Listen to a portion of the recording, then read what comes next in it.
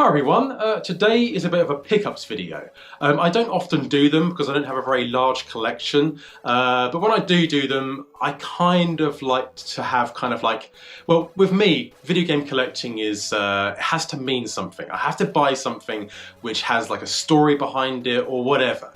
So recently I went down to my childhood store in Guildford, where I used to get games from, still run by the guy who back in the day owned the store and sold stuff to me. So it was kind of like a bit of a magical moment, if you like. And what I wanted to get was a Game Boy. I wanted a Game Boy SP because it can play Game Boy games, the original Game Boy games, and also play Game Boy Advance games, obviously. So I went to get one of those. I got one, I managed to find one, which is really, really crazy because he's got like a PC hardware store now, and he managed to have one, but it was broken. And he goes, you can buy it off me, but it's broken, so you can try and get it working, but I haven't tested it, I haven't done anything to it, so you're buying it, and I got it for a tenner, which isn't bad, but you know, it might not work. So I took it to my friend Adam's house, he had a look at it, opened it up, and yes, it was disgusting, full of corrosion and grime and muck and that sort of stuff. So he cleaned it up as best he could, gave it back to me. It didn't come with a battery, so I had to buy a new battery. So I popped the battery in, flicked it on, and of course, it didn't work. So I was kind of gutted because, like I said, I want to have a little story behind why I have this, and that was kind of a nice one.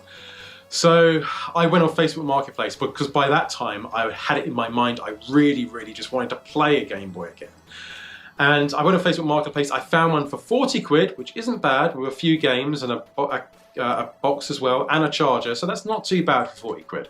And but then I got the urge to kind of make this, how do I make this personal? How do I make it my own? How do I make a little story behind this sort of thing? Why do I need to own this when there are thousands more out there? Well, how can I make this mine?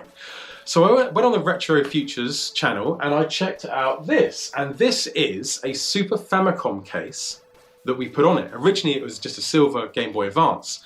But yes, we put on, well, Adam, should I say, not me, because I didn't know anything about how to do it.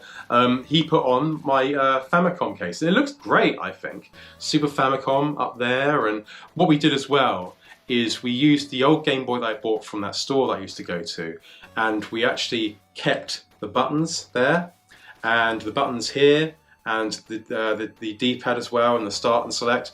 We kept all the same buttons, so that's kind of nice. Still being able to use the old Game Boy that I bought, but kind of I had a bit of an attachment to because it's from that store that I used to go to. So yes, that's great. And also, very kindly, Adam gave me a copy of Zelda Link to the Past, or it's called here Zelda Four Swords. Now I don't know what Zelda Four Swords is, never played it before, but I'll give it a shot. But yeah, I'm kind of looking forward to sort of like taking my Game Boy out in the woods and trying to complete this game for the first time, because I've never completed Zelda. I've never completed it. I've loved it and I've loved watching people play it, but I've never completed it myself. So at some point in time, probably very much in the near future, maybe even tonight, I'm gonna go in the woods and try and complete a few dungeons on Legend of Zelda and eventually complete it for my own. So that's going to be brilliant. I'm really looking forward to that. And very big thanks to Adam as well for hooking me up with this and getting it all sorted out. And yeah, I got this also, this case on eBay as well. I got this this Game Boy Advance metal case to put it in, which I thought was really, really cool. It kind of reminds me of like those cases you would see like bands have to put all their bits and bobs in and that sort of thing, and speakers and whatnot. So yeah, pretty pleased with that. I also kept the receipt as well for the Game Boy that I bought from that store, because it was kind of cool that I was really not sort of unexpected to find one in there, because all they sell is PC stuff.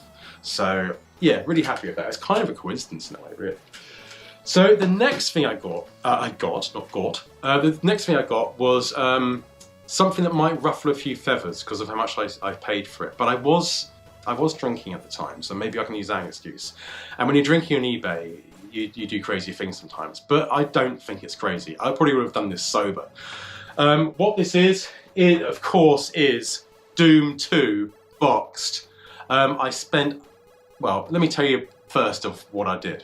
Basically, like, this was advertised as £180 due to its condition. The condition is immaculate. It's very, very hard to find PC games of this age in this good condition. So I was really, really pleased to get it in this good condition, but I had to fork out. But the thing is, I've already got Doom 2 discs. These are the ones I bought from Aero's site. Now these did cost a lot, but I wanted to put them in something a bit better than this. So I chose the box, and I've also got the manual as well, which I actually bought previously because I wanted it for my cardboard Doom 2 video. So I've got the game and I've got the manual, I just don't have the box. So he offered me £130 just for the box alone. Now, if people think that's crazy, that probably is crazy to you, just to pay that amount of money for a box with nothing else in it that you're paying for. But as a video game collector and our video game collectors, they can probably understand. The boxes are so much harder to find than the games itself. So it's nice to have that. It's really, really nice to have that. And not to mention as well, if you go on eBay, the booklet for Doom 2 and the CD game as well, you don't get much for them. It really is the box which bumps up the value. So I've got no regrets. I don't care. I don't care if you think I'm silly for doing that. I think it's flipping awesome. Not to mention as well, I've kind of completed my set now. I've got Blood. If you haven't played this game, I'm actually shocked to know how many people don't know about this game. This game is like Duke Nukem, but horror-based. If you haven't played this game before, check it out, give it a chance. I'll be quite interested to know what kind of like newcomers to this game would think of it. But yeah, it's very much like Duke Nukem 3D, but just, yeah, didn't sell as well, unfortunately. And then of course, giving it away. But yes, I have Duke Nukem 3D as well. So I've completed kind of like the big three for me. Duke Nukem, Doom, and Blood. That is my childhood. That is what I played. I loved it. So that is that for now. My Doom film is going great. Getting Doom 2 in the box and that sort of thing definitely gives me a boost to try and get this film as best as I can as well. I've recently made a little mini door like this with these little bits here which I can sort of mould into the wall. I'll leave it there. Thank you very much for watching. Oh, there's one other thing. There's one other thing I need to tell you about. Me and my friend Tom, if you remember before, we're going to be live streaming again. Now, we haven't set a day, but it's going to be a consistent day of when we do it. It's probably going to be a weekday.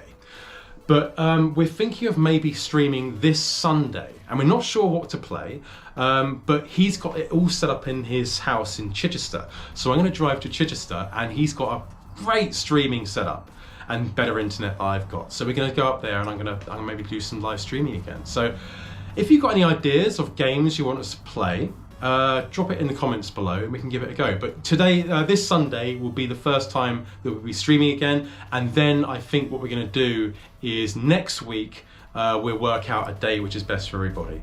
So I think maybe it might be Monday or Tuesday. We'll try and figure it out. Anyway, I'll leave it there. Thank you very much for watching, and I'll see you once again for more late night reviews. Goodbye. Just a shout to my patrons, the Soldiers of Cardboard, and also the Captains of Cardboard, Ryan Bean, Paul Keward, Luke Cummings, Ricardo, and Michael Heinisch. I hope I got that right. Thank you so much, guys.